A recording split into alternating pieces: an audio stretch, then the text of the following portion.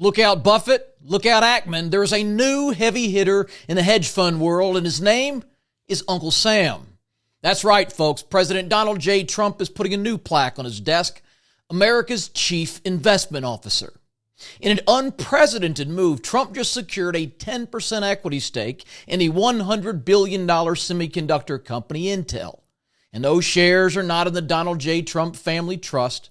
They are the sole property of we the people. This is a landmark deal. This changes everything. The significance of this move, along with a few similar deals I'll tell you about too, cannot be overstated. And most people have no idea what Trump is really building behind the scenes. This is the start of a massive shift in government policy that will have long-lasting ramifications for both the U.S. economy and the American taxpayer. Of course, as usual, there are a few whiners, like trust fund baby Gavin Newsom, who thinks this is socialism. Oh, the irony. The man who charges 12% state income tax so he can give cash and free housing to illegal immigrants thinks this is socialism. Newsom loves to complain. If Trump cured cancer, Newsom would somehow have a problem with it. But how did this Intel deal come about? Well, as you may recall, the government passed the CHIPS Act in 2022, which gave $52 billion in subsidies to U.S. semiconductor manufacturers. And the goal is to keep this crucial technology here in the U.S. instead of outsourcing our production like we've done with every other electronic device for the last 30 years.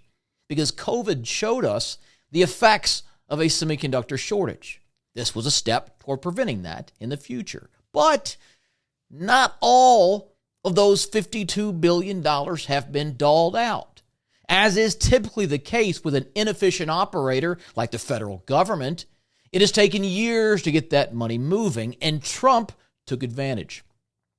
He's the president now. He's holding the checkbook, and he can bury those dollars in bureaucratic red tape for decades if he wants to. So instead of just giving away tens of billions of your and my tax dollars for free, he decided, hey, maybe the American people should get something for their hard-earned money.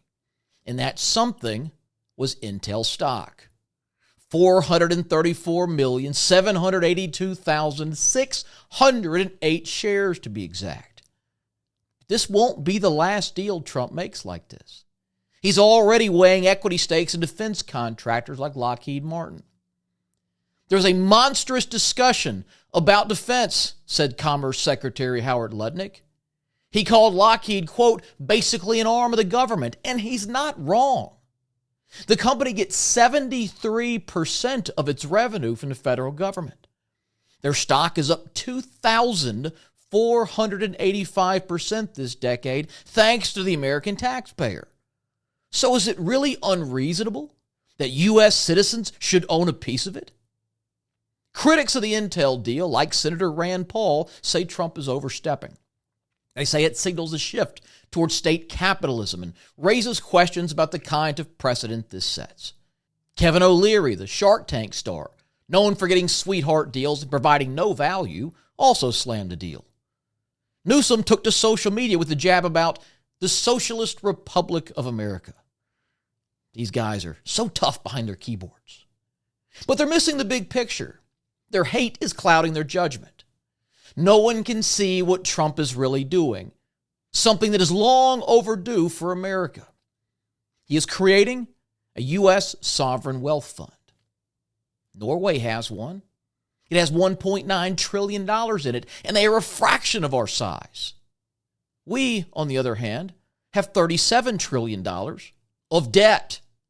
So maybe it's time we start moving in the other direction. I'll be doing a deep dive on this topic Friday, so if you haven't already, be sure to subscribe, turn on notifications so you see that. But right now, the market is wrestling with this Intel deal. Is it a good thing or a bad thing for free market capitalism? Do we run the risk of seeing favorable government treatment for companies the Treasury holds a stake in? And will government contracts flow to the companies who offer stock in return? Here's my take. I get nothing for my tax dollars. Nothing. My income subsidizes others. It pays for Social Security for retirees, even though I'll never get it. It pays for other people's Medicaid and Medicare, even though my family's health insurance costs $2,000 a month. Now, this is in no way an attack on retirees. You paid in your entire life. You deserve a return on those contributions. But if you take a closer look, the returns are terrible. Adjusted for inflation, Social Security recipients are lucky to get 2% annualized returns on their contributions over the lifetime. The fact is, the workers of this country are taxed to death. Between state, federal, property, and sales tax, I lose 50% of my income.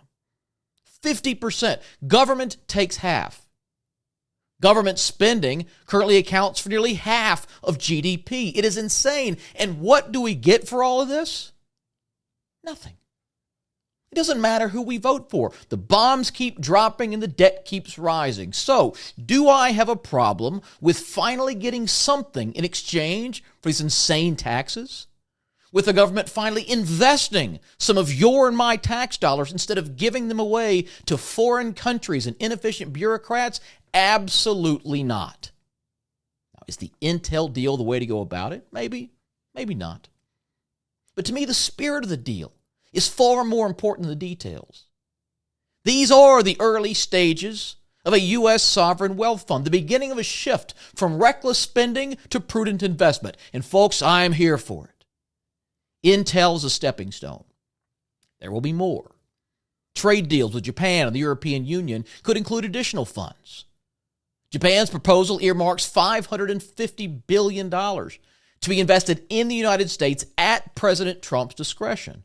An early talk suggested a Japanese-American investment vehicle where the U.S. would keep as much as 90% of the profits. Boom, more assets right into the sovereign wealth fund. The EU made a similar proposal.